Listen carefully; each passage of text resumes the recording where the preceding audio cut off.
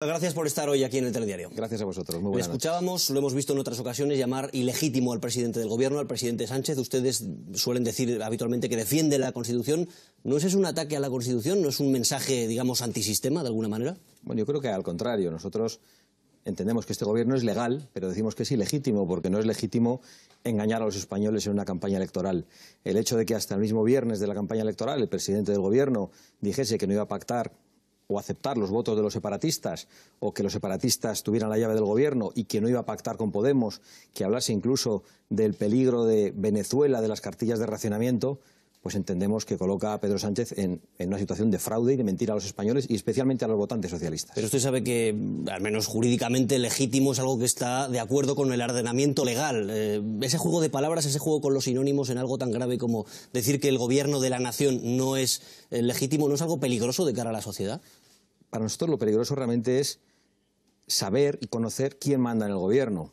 Y después de esta gran mentira de Pedro Sánchez, entendemos que la sartén por el mango en este gobierno la tiene, por un lado, Venezuela y la tiene el separatismo catalán. Y decimos que la tiene la dictadura venezolana porque creemos que tiene información de Podemos que si filtra, si da a conocer, colocaría a este gobierno en una situación muy comprometida. Y por eso mismo el presidente del gobierno el otro día dijo, en un cambio verdaderamente sorprendente para todos los que ha ocupado los titulares en el día de ayer, que el señor Guaidó era el jefe de la oposición y no el presidente encargado de Venezuela, como decía hasta hacía poco. Sobre esa acusación, esos supuestos documentos de Podemos, ¿en qué se basan? ¿Tienen pruebas? Bueno, las pruebas parece que las tienen en Venezuela, que las tienen en Bolivia, las está investigando la Fiscalía boliviana y parece que se han producido pagos y, por lo tanto, algún modo de financiación a distintos personajes de la política española, de la judicatura española, tanto el señor Zapatero, el señor Garzón, el señor Monedero, el señor Pablo Iglesias. ¿Tienen esos documentos? ¿Por qué no los presentan ante la justicia? Nosotros no tenemos los documentos, lo que hemos pedido es que se investiguen porque sabemos que los están investigando en Bolivia y porque sabemos que estas acusaciones también parten de la oposición boliviana, de la oposición venezolana. Hablábamos del gobierno, pero ustedes también han puesto en duda el Poder Judicial. La sentencia del Procés, por ejemplo, del Tribunal Supremo, dijeron que era una vergüenza, que llegaron a deslizar, que había cierta intromisión política. ¿Desde Vox ustedes creen que la justicia española es un títere de la política, es una justicia corrupta?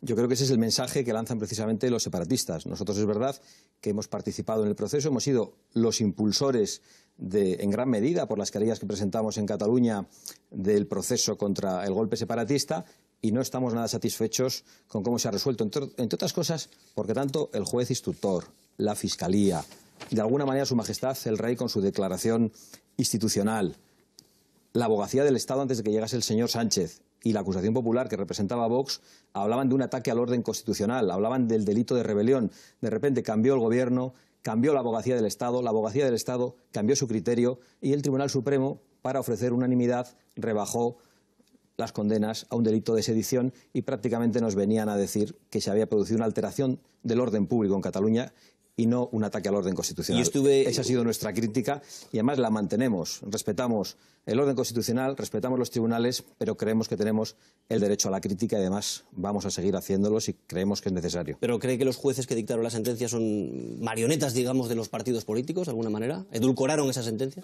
No voy a utilizar esos términos gruesos, pero creo que la presión a la que han sido sometidos, la presión callejera en gran medida y la presión por parte del Gobierno ha sido extraordinaria. Y en cierto modo eso creo que ha afectado a la sentencia en favor de los autores del golpe separatista. Tienen ahora ustedes 52 diputados en el Congreso, sin embargo les hemos visto arrinconados en las comisiones, ustedes culpan al resto de los partidos, culpan al Partido Popular, y es cierto que Vox ha sido pieza clave para que el Partido Popular esté al frente de varios gobiernos autonómicos. En el caso de Madrid, viendo esas malas relaciones con el PP, ¿van a bloquear los presupuestos cuando llegue el momento?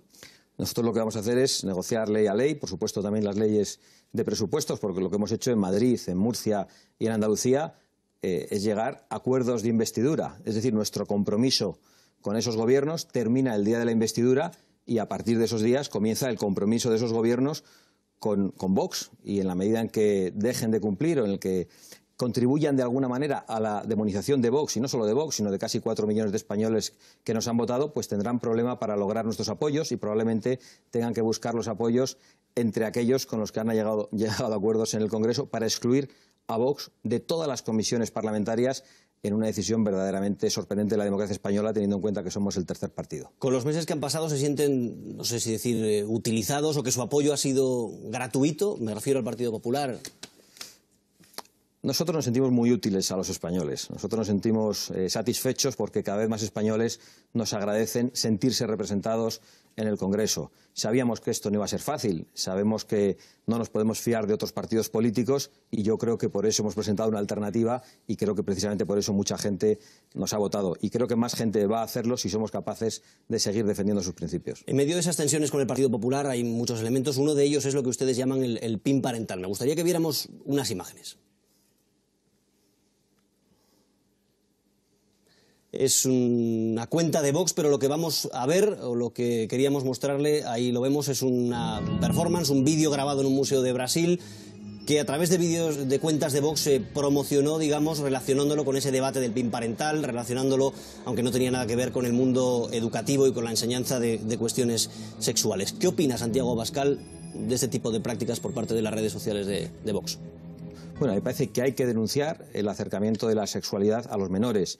Y a los menores muy menores. Hemos denunciado el programa Escolae en Navarra, donde se pretende enseñar sexualidad a niños de 0 a 6 años, y nosotros lo que queremos es que a los niños se les respete en su inocencia. Hay algunos que dicen que lo hacemos desde la homofobia. Nosotros no queremos que a los niños pequeños se les enseñen ni prácticas homosexuales ni heterosexuales, ni de ningún tipo, sino que se les respete. Y por eso hablamos del PIN parental, para que precisamente los padres puedan educar a sus hijos conforme a sus convicciones, que es algo que está en el artículo 27 de la Constitución. Le mostrábamos ese vídeo porque mi pregunta era más dirigida a la utilización de vídeos descontextualizados, quizá falsos también, para un debate que tiene lugar aquí en España y que ustedes han promovido. Bueno, el vídeo no parece falso, podrá ser descontextualizado de otro país, pero es que lo que está ocurriendo en España responde a una posición global de la izquierda en todo el mundo, y entendemos que este tipo de cosas acabarán siendo vistas en España si nosotros no protegemos a nuestros hijos. Pero muchas veces ustedes han recurrido a este tipo de argumentos que, bueno, pueden estar descontextualizados, pueden no tener nada que ver con España. Hablaron de que se impartía o se hablaba de la zoofilia a los niños en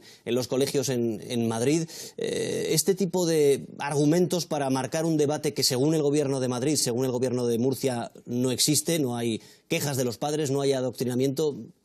Bueno, la señora Ayuso acaba de decir en una entrevista que Vox tiene razón, pero que esto no se puede cambiar porque si no la izquierda le llamaría de todo, que le llamaría homófoba y todo tipo de cosas. Eso lo acaba de decir. Por lo tanto, entendemos que lo que le pasa al Partido Popular y a Ciudadanos en muchos gobiernos es que tienen miedo, y Vox está defendiendo la posición valiente, que es, por otra parte, la del sentimiento de muchos padres que sienten que a sus hijos, fuera de lo que tiene que ver con las horas lectivas y con las enseñanzas regladas, se les están enseñando contenidos que los padres no controlan, que no han elegido o que no quieren que se les enseñe. Y nosotros vamos a defender a esos padres sin ninguna duda. Entendemos que haya gente a la que esto le cueste entenderlo, pero estamos representando a mucha gente que tiene este sentimiento y esta preocupación y vamos a seguir haciéndolo. Hay otro punto que muchas veces marca la diferencia con el Partido Popular, me refiero a la mujer, me refiero a la violencia de género. Datos entre 2016 y 2018, 151 mujeres asesinadas por parejas o exparejas. En ese mismo periodo de tiempo, esos 2 años, 22 hombres asesinados por parejas o exparejas, en este caso mujeres. 86% de las víctimas mortales,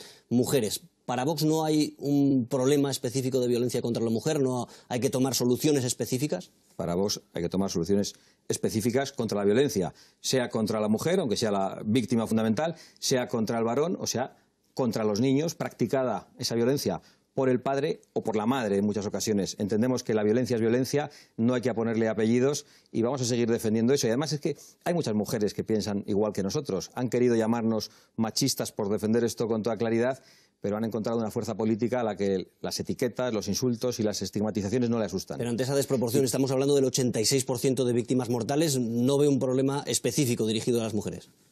Bueno, yo lo que veo es un problema ideológico por parte de la izquierda, que busca la lucha de sexos, que busca el enfrentamiento, y eso es lo que nosotros vamos a denunciar.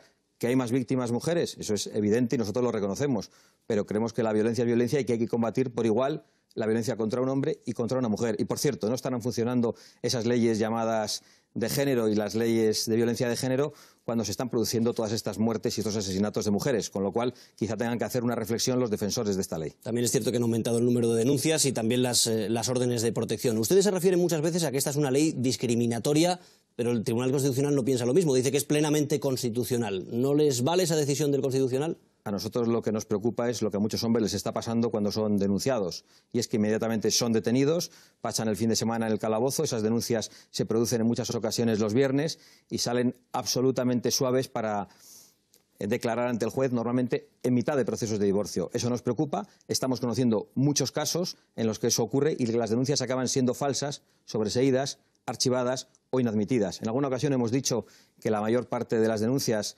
son inadmitidas y han dicho que mentíamos porque decíamos que eran más del 80%. Y es porque no hemos dicho inadmitidas, sobreseídas o archivadas. Pero seguimos manteniendo esos datos que son los que nos han ofrecido. En todo caso, respecto a esos datos, hablan del 0,01% de denuncias falsas. Es que la denuncia falsa es la que finalmente se investiga como falsa y se condena a la mujer. Pero todas las denuncias en las que no se acaba produciendo una condena, ¿qué tenemos que suponer que son? Que todos esos hombres son culpables y están libres caminando por la calle y que son un peligro potencial para las mujeres. Nosotros creemos que no. Quería preguntarle por un tema de hoy. Hemos conocido esa sentencia del Tribunal Europeo de Derechos Humanos sobre las devoluciones en caliente. ¿Cuál es su reflexión?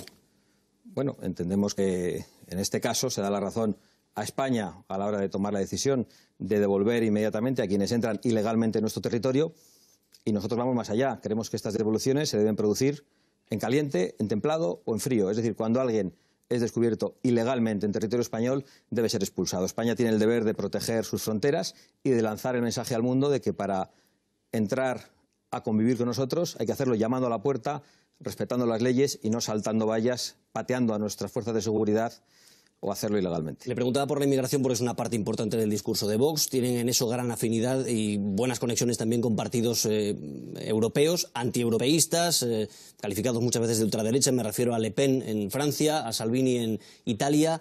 Ustedes han hablado a veces del riesgo de islamización en Europa, en España. ¿Hay diferencias entre ese discurso de Vox y el de la ultraderecha en este tema? Nosotros coincidimos con otros partidos y probablemente hasta con gente de izquierdas, y creo que con mucha de ella en España, en la defensa de las fronteras, de la legalidad de nuestro país. Y nos da igual con quién coincidamos. Nos da igual que esto lo defienda en Francia el Frente Nacional, que lo defienda Salvini en Italia, o que lo defienda Orbán en Hungría, o que lo defienda un partido socialista. Si coincidimos con alguien en una posición de defensa de las fronteras y de defensa de la inmigración legal y ordenada, que es nuestro planteamiento, no vamos a tener ninguna vergüenza en señalar esa coincidencia. Y creemos que en España coincidimos con muchos votantes de izquierdas. Tengan en cuenta que hay aproximadamente 300.000 personas en España que votaron a Pedro Sánchez en abril y votaron a Vox en noviembre. Quería que viera, ya estamos a punto de terminar, pero unas declaraciones suyas también relacionadas con la inmigración y la delincuencia en este caso. No sirve de nada que ustedes oculten, porque son datos públicos, que el 69% de todos los varones imputados en violaciones grupales han sido extranjeros, pese a ser solo el 10% de la población. Si no me equivoco, al menos el único dato que coincide con lo que usted decía pertenece a un informe de la Universidad Autónoma. Su autor ha dicho que no significa eso que usted decía. Es una tipología de delito muy concreta y con datos que no abarcan a toda España.